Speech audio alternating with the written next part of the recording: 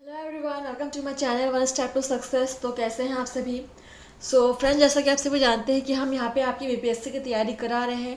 जो भी हम बीपीएससी की प्रैक्टिस कर रहे हैं एग्ज़ाम के लिए, बिहार शिक्षक भर्ती की तैयारी कर रहे हैं, बिल्कुल मेरे से जुड़ सकते हैं और डेली प्रैक्टिस कर सकते हैं। ठीक है, तो देखिए फ्रेंड्स, हम यहाँ पे सबसे पहले आपके प्रीवियस ईयर क्वेश्चन सॉल्व करा रहे हैं, उसके बाद हम नए क्वेश्चन स्टार्ट करेंगे। इससे पहले हमने आपके 2018-2019 की भी क्वेश्चन सीरीज कराए हुए हैं, उसको आप देख सकते हैं हमारे चैनल पर प्लेलिस्ट पर जाकर के, जनरल पेपर का। और अभी हम आपको 2020 के क्वेश्चंस करा रहे हैं जनरल पेपर के। ठीक है, देखिए आज का क्वेश्चन क्या है, स्टार्ट करते हैं आज का सेशन फ्रेंड्स। और हमारा पहला क्वेश्चन देखिए क्या है। भारत में प्रत्यक्ष विदेशी निवेश के संदर्भ में निम्नलिखित में से कौन सी उसकी प्रमुख विशेषता मानी जाती है? ऑप्शंस है, यह मूलतः किसी सूचीबद्ध कंपनी में पूंजीगत साधनों द्वारा किया जाने वाला निवेश है, यह मुख्यतः ऋण सृजित न करने वाली पूंजी प्रवाह है, यह एक ऐसा निवेश है जिससे ऋण समाशोधन अपेक्षित होता है, यह विदेशी संस्थागत निवेशकों द्वारा सरकारी प्रतिभूतियों में किया जाने वाला निवेश है। देखिए आंसर कीजिए क्वेश्चन नंबर 41। बहुत ही अच्छा क्वेश्चन है, general paper previous year question 2020। ठीक है, देखिए इसका आंसर क्या हो जाएगा।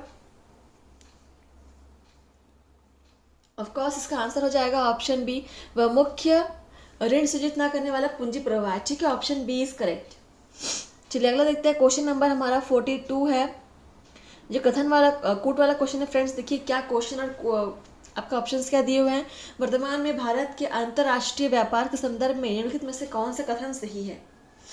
ऑप्शंस है, भारत के माल का निर्यात माल के आयात से कम है, भारत के लोहे व इस्पात, रसायनों, उर्वरकों और मशीनों के आयात में हाल के वर्षों में कमी आई है, भारत की सेवाओं का निर्यात सेवाओं के आयात से अधिक है, या भारत को कुल मिलाकर व्यापार चालू खाते का घाटा हो रहा है।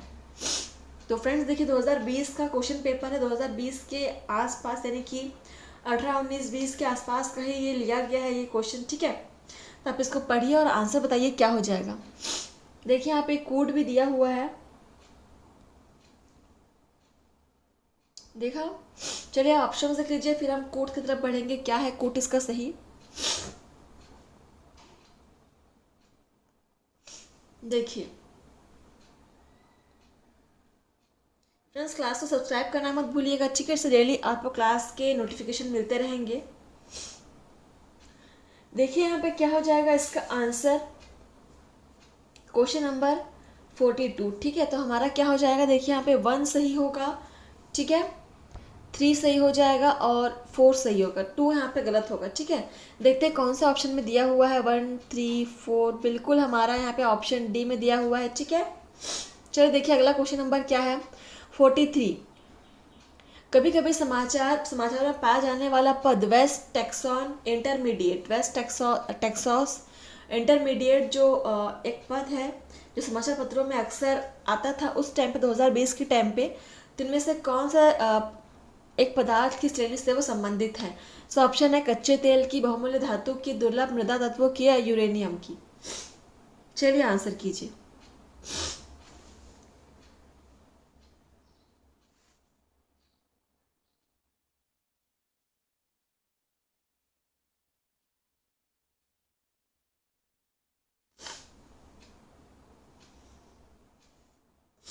देखिए ये 2020 का क्वेश्चन पेपर है और 2020 के आसपास ही समाचार पत्रों में ऐसा कुछ छपता होगा, उसके बारे में पूछा गया है। ठीक है, तो इसका आंसर देखिए क्या हो जाएगा, कच्चे तेल के बारे में यह आता था यहाँ पे समाचार पत्रों में पद की वेस्ट टेक्सास इंटरमीडिएट। ठीक है, option first is correct.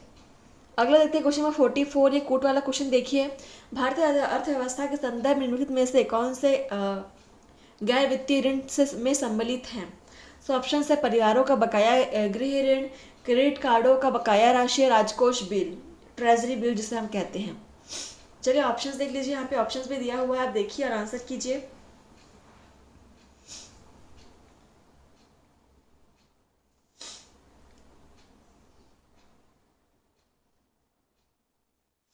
Again बहुत ही अच्छा क्वेश्चन है ये भी आपका। और फ्रेंड्स यहाँ पे इसको आंसर के रूप में 2 ऑप्शन यहाँ पे लिए गए थे। ठीक है, ए और डी, मतलब कि ए भी आपका सही लिया गया था और डी भी सही लिया गया था। ठीक है, तो आप ए या डी दोनों में यहाँ पे सही आंसर लिए गए थे। ठीक है, चलिए अगला क्वेश्चन देखते हैं हम यहाँ पे 45। देखिए, भारत में क्यों कुछ परमाणु रिएक्टर IAEA सुरक्षा उपायों के अधीन रखे जाते हैं जबकि अन्य इस सुरक्षा के अधीन नहीं रखे जाते। सो ऑप्शन है, कुछ यूरेनियम का प्रयोग करते हैं और अन्य थोरियम का, कुछ आयातित यूरेनियम का प्रयोग करते हैं और अन्य घरेलू आपूर्ति का, कुछ विदेशी उद्यमों का दर संचालित होते हैं और अन्य घरेलू उद्यमों द्वारा, कुछ सरकारी स्वामित्व वाले होते हैं और अन्य निजी स्वामित्व वाले। तो पूछा क्या है इसमें कि भारत में क्यों कुछ परमाणु रिएक्टर IAEA सुरक्षा उपायों के अधीन रखे जाते हैं जबकि अन्य जो है इस सुरक्षा के अधीन नहीं रखे जाते। तो इसका आंसर आपको बताना है, चलिए आंसर कीजिए। और एक कोट वाला क्वेश्चन नहीं है, आपको इसमें से आंसर बताना है। देखिए फ्रेंड्स, इसका आंसर क्या हो जाएगा, देखिए ऑप्शन बी हो जाएगा। ठीक है, कुछ आयातित यूरेनियम का प्रयोग करते हैं और अन्य घरेलू आपूर्ति के लिए। चलिए अगला देखते हैं, क्वेश्चन नंबर हमारा 46 क्या है, ये कोट वाला क्वेश्चन देखिए क्या है। व्यापार संबंधित निवेश उपायों यानी TRIMS के संदर्भ में निम्नलिखित कथनों पर कौन सा सही है। सो ऑप्शन है, विदेशी निवेशकों द्वारा किए जाने वाला आयात पर परिणामात्मक निर्बंधन निषिद्ध होते हैं, ये वस्तुओं एवं सेवाओं दोनों के व्यापार संबंधित निवेश उपायों पर लागू होते हैं, ये विदेशी निवेश के नियमन से संबंधित नहीं है। तो आप यहाँ पे कोड भी देख सकते हैं इसका। ठीक है, अब देखिए आंसर बताइए। तो फ्रेंड्स, अगर आप लोग को ये क्वेश्चन इंपॉर्टेंट लग रहे हैं तो आप इसे नोट डाउन कर सकते हैं, फिर स्क्रीनशॉट लेके रख सकते हैं। ठीक है, इससे आपका एक नोट प्रिपेयर तो चला जाएगा। तो देखिए फ्रेंड्स, यहाँ पे ऑप्शन फर्स्ट सही है और 3 सही है। ठीक है, तो दूसरा यहाँ पे गलत हो जाएगा, इसको आप काट देंगे। देखिए कौन सा ऑप्शन में दिया हुआ है यहाँ पे, ऑप्शन 1 और 3। तो बिल्कुल ऑप्शन सी में दिया हुआ है। ठीक है, चलिए अगला क्वेश्चन देखते हैं क्या है। 47 ये भी कूट वाला है। यदि RBI प्रसारवादी मौद्रिक नीति का अनुसरण करने का निर्णय लेता है तो निम्नलिखित में से क्या नहीं करेगा। तो ऑप्शन है, वैधानिक तरलता अनुपात को घटाकर उसे अनुकूलित करना, सीमांत स्थायी सुविधा दर को बढ़ाना, बैंक दर को घटाया तथा रेपो दर को भी घटाना। चलिए देखिए इसका आंसर कोड देख लीजिए, ऑप्शंस देख लीजिए आप लोग।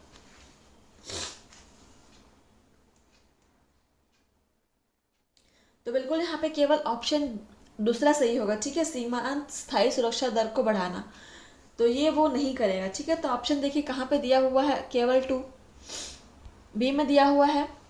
चलिए अगला क्वेश्चन देखते हैं हमारा क्या है। 1991 में आर्थिक उदारीकरण के बाद की भारतीय अर्थव्यवस्था के संदर्भ में निम्नलिखित कथनों पर विचार कीजिए। कोट वाला क्वेश्चन देखिए क्या है। शहरी क्षेत्रों में क्रमिक की उत्पादकता में वृद्धि हुई जबकि ग्रामीण क्षेत्रों में इसमें कमी हुई। कार्यबल में ग्रामीण क्षेत्रों की प्रतिशत हिस्सेदारी में सतत वृद्धि हुई। ग्रामीण क्षेत्रों में गैर कृषि अर्थव्यवस्था में वृद्धि हुई या ग्रामीण रोजगार की वृद्धि दर में कमी आई। पढ़ लीजिए क्वेश्चन को ही पढ़ लीजिए एक बार।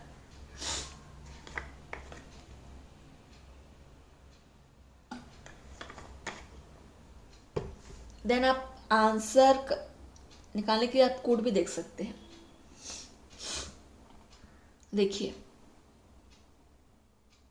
ऑप्शंस देख लीजिए। तो फ्रेंड्स देखिए यहाँ पे आपका सही हो जाएगा तीसरा और चौथा। ठीक है, तो यहाँ पे दिया ही हुआ है ऑप्शन बी में दिया हुआ है। ठीक है, ऑप्शन बी इज करेक्ट। चलिए अगला क्वेश्चन देखिए यहाँ पे, निम्नलिखित कथनों पर विचार कीजिए। सो ऑप्शन देखिए, कृषि क्षेत्र को अल्पकालीन साख परिदान करने के संदर्भ में जिला केंद्रीय सहकारी बैंक अनुसूचित वाणिज्यिक बैंकों एवं क्षेत्रीय ग्रामीण बैंकों की तुलना में अधिक ऋण देते हैं। DCCBS का एक सबसे प्रमुख कार्य प्राथमिक कृषि साख समितियों को निधि उपलब्ध कराना है। तो कौन सा कथन यहाँ पे सही है आपको बताना है। देख लीजिए ऑप्शंस, इसको आप नोट डाउन कर सकते हैं फ्रेंड्स, इंपॉर्टेंट है ये। देख लिया। देखिए यहाँ पे केवल आपका ऑप्शन 2 ही सही है। ठीक है, और पहला आपका सही नहीं है। देखिए कौन सा ऑप्शन में दिया हुआ है, option B is correct. Question number 50 देखिए यहाँ पे, भारत में किसी व्यक्ति के साइबर बीमा कराने पर निधि की हानि की भरपाई एवं अन्य लाभों के अतिरिक्त सामान्यतः निम्नलिखित में से कौन कौन से लाभ दिए जाते हैं। साइबर बीमा के बारे में पूछा गया क्वेश्चन, इसको देखते हैं क्या ऑप्शन है यहाँ पे।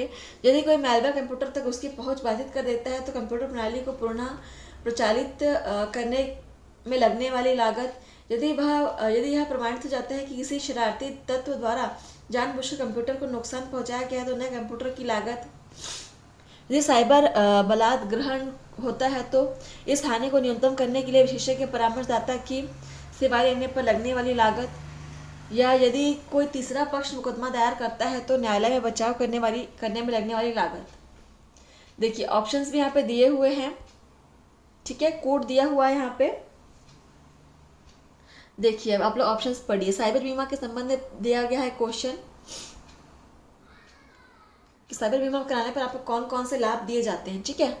देखिए ऑप्शन,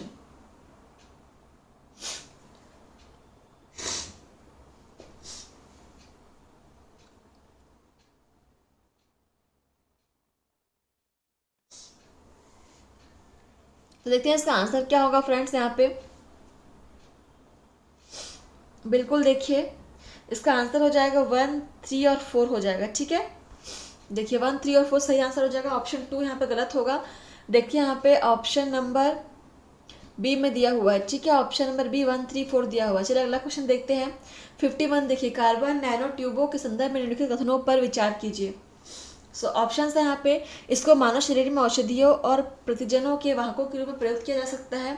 इसको मानव शरीर के क्षतिग्रस्त भाग के लिए कृत्रिम रक्त कोशिकाओं के रूप में बनाया जा सकता है। इनका जैव रासायनिक संवर्धकों में उपयोग किया जा सकता है। यह कार्बन नैनोट्यूब में जैव विनिर्माण या बायोडिग्रेडेबल होती है। तो यहाँ आपको क्वेश्चन पूछा है कार्बन नैनो ट्यूबों के संदर्भ में कौन सा कथन सही है आपको बताना है, ठीक है। और ऑप्शन यहाँ पे दिया हुआ है, देखिए। चलिए इसको पढ़िए और आंसर कीजिए। कार्बन नैनो ट्यूब के बारे में कौन सा कथन यहाँ पे सही है। Question number 51। तो बहुत ही अच्छा क्वेश्चन है फ्रेंड्स, इसको भी आप नोट डाउन कर सकते हैं। ये क्वेश्चन भी इंपॉर्टेंट है, ठीक है।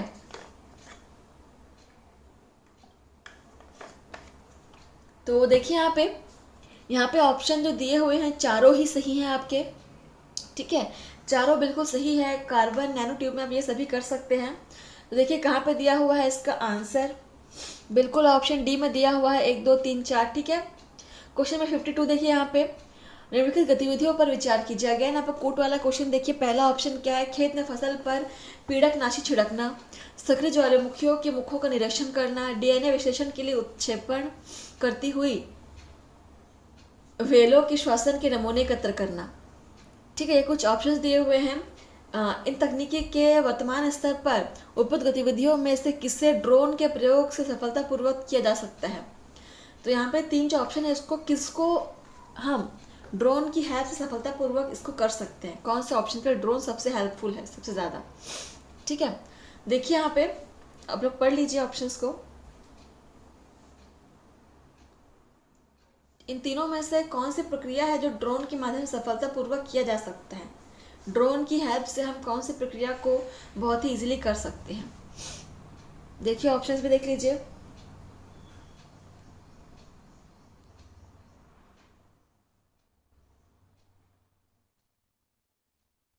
तो फ्रेंड्स देखिए यहाँ पे हम तीनों ही प्रक्रिया को ड्रोन के माध्यम से कर सकते हैं, ठीक है। तो यहाँ पे तीनों सही हो जाएंगे। देखिए कौन सा ऑप्शन में दिया हुआ है आपका, तो देखिए यहाँ पे ऑप्शन डी में ही दिया हुआ है 1, 2, 3, ठीक है। क्वेश्चन नंबर आपका देखिए अगला 53 क्या है। यह प्रयोग 3 ऐसे अंतरिक्ष यानों को काम में लाएगा जो एक समबाहु त्रिभुज की आकृतियों में उड़ान भरेंगी, जिससे प्रत्येक भुजा 1 मिलियन किलोमीटर लंबी है और यानों के बीच लेजर चमक रही होंगी। कथित प्रयोग किससे संबंधित है। तो यहाँ पे कथन दिया हुआ है, कथन जो है वो संबंधित किससे है वो बताना है। सो ऑप्शन है Voyager 2, New Horizons, LISA Pathfinder, evolved LISA. चलिए आंसर कीजिए। इसको आप नोट कर सकते हैं, इंपॉर्टेंट है, क्वेश्चन दोबारा बन सकता है क्योंकि ये प्रीवियस ईयर क्वेश्चन है। प्रीवियस ईयर क्वेश्चन आपके रिपीट होते हैं फ्रेंड्स, ठीक है, इसीलिए हम इनको करा रहे हैं। ये बहुत ही इंपॉर्टेंट होते हैं, इनके रिपीट होने के चांसेस बहुत ज़्यादा होते हैं, नोट कर लीजिएगा। और देखिए यहाँ पे जो कथन है वो संबंधित किससे है, इवोल्व्ड लीजा से, ठीक है। Option D is correct. चलिए आज अगला क्वेश्चन देखते हैं क्या है। 54, निम्नलिखित कथनों पर विचार करना है। फिर से आपका कोट वाला क्वेश्चन देखिए। ऑप्शंस क्या है। भावी माता पिता के अंड या शुक्राणु उत्पन्न करने वाली कोशिकाओं में आनुवांशिक परिवर्तन किए जा सकते हैं। व्यक्ति का जीनोम जन्म से पूर्व प्रारंभिक भ्रूणी अवस्था में संपादित किया जा सकता है। मानव प्रेरित बहुशक्त स्टेम या प्लूरिपोटेंट स्टेम कोशिकाओं को एक शुकर के भ्रूण में अंतर्वेशित किया जा सकता है। देखिए कौन सा कथन यहाँ पे सही है। बायो का एक क्वेश्चन है, चलिए आंसर कीजिए।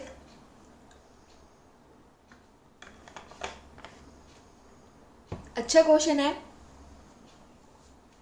देखिए इसका आंसर क्या होगा। 1, 2 और 3 बिल्कुल यहाँ पे आपके चारों ऑप्शन ही सही हो जाएंगे। ठीक है, तो यहाँ पे देखिए कहाँ पे आपका दिया हुआ है चारों ऑप्शन, ऑप्शन डी में दिया हुआ है, तो ऑप्शन डी इज करेक्ट। चलिए अगला क्वेश्चन देखिए 55, भारत के न्यूमोकोकल संयुग्मी vaccine conjugate pneumococcal conjugate vaccine के उपयोग का क्या महत्व है। न्यूमोकोकल एक प्रकार का बैक्टीरिया है। ठीक है, तो देखते हैं इसका क्या महत्व है इस वैक्सीन का। ये वैक्सीन न्यूमोनिया और साथ ही तनिका शोध और सेप्सिस के विरुद्ध प्रभावी है। उन प्रतिजैविकों का निर्भरता कम की जा सकती है जो औषध प्रतिरोधी जीवाणुओं के विरुद्ध प्रभावी नहीं है। इन वैक्सीन के कोई गौण प्रभाव नहीं है और ना ही ये वैक्सीन कोई प्रत्युर्जता संबंधी प्रक्रिया यानी कि एलर्जेनिक रिएक्शन करती है।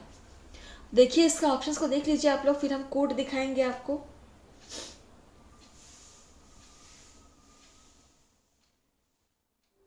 देखिए न्यूमोकोकल कॉन्जुगेट वैक्सीन के बारे में यहाँ पे कौन सा कथन सही है।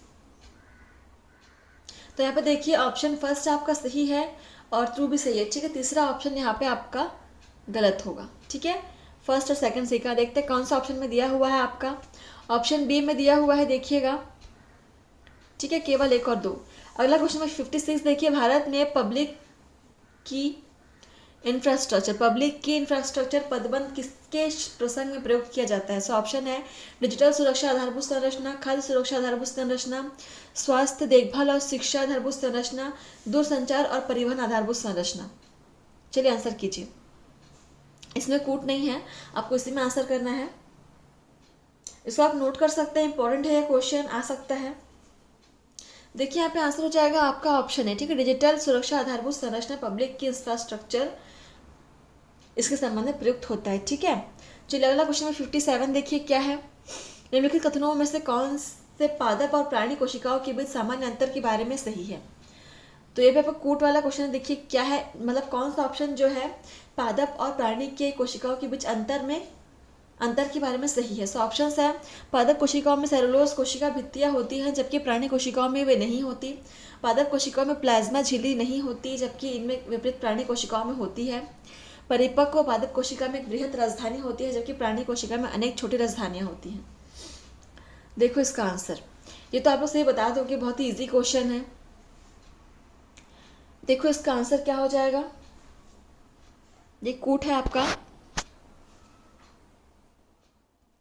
ठीक है, तो ऑप्शन आपका पहला सही है और तीसरा भी सही है, लेकिन दूसरा गलत है। ये बोल रहा है कि पादप कोशिका में प्लाज्मा झिल्ली नहीं होती।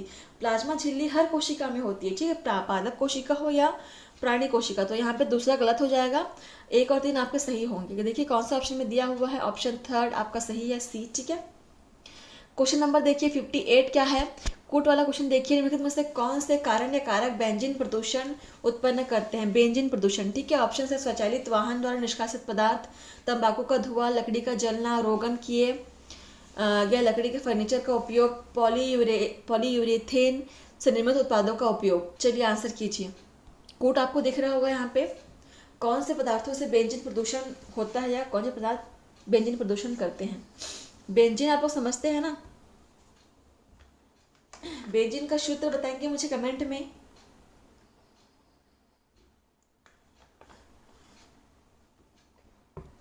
देखिए इसका आंसर क्या हो जाएगा। यहाँ पे पांचों ऑप्शन बिल्कुल सही हैं। ठीक है, ऑप्शन यहाँ पे डी सही होगा। पांचों ऑप्शन ही आपके सही हो जाएंगे। ठीक है, इन सभी के द्वारा बेंजीन प्रदूषण होता है। So option D is correct. अगला क्वेश्चन नंबर देखिए 59 आपका, यदि निकट भविष्य में दूसरा वैश्विक वित्तीय संकट होता है तो निम्नलिखित में से कौन से कार्य या नीतियाँ भारत को सबसे अधिक संभावना के साथ कुछ उन्मुक्ति प्रदान कर सकती है। अगर भविष्य में फिर से दूसरा कोई वित्तीय संकट होता है तो कौन सी नीतियाँ होंगी या कौन से नियम होंगे जो भारत को थोड़ा सा मतलब राहत प्रदान कर सकता है। ऑप्शन है अल्पकालीन विदेशी ऋणों पर निर्भर ना रहना, कुछ और विदेशी बैंकों को प्रारंभ करना, पूंजी खाते में पूर्ण परिवर्तनीयता को बनाए रखना। चलिए आंसर कीजिए। क्वेश्चन 59 कोड आप लोग को दिख रहा होगा। बताइए कौन कौन सी नीतियाँ होंगी जो ऐसे टाइम पर आप हमारे लिए थोड़ी सी हमें राहत प्रदान कर सकती है। तो देखिए यहाँ पे केवल आपका फर्स्ट ही ऑप्शन सही है, ठीक है। आपका विदेशी ऋणों पर निर्भर ना रहना, तो ऑप्शन देखिए केवल ए में दिया हुआ है, ए में, ठीक है। Option first is correct.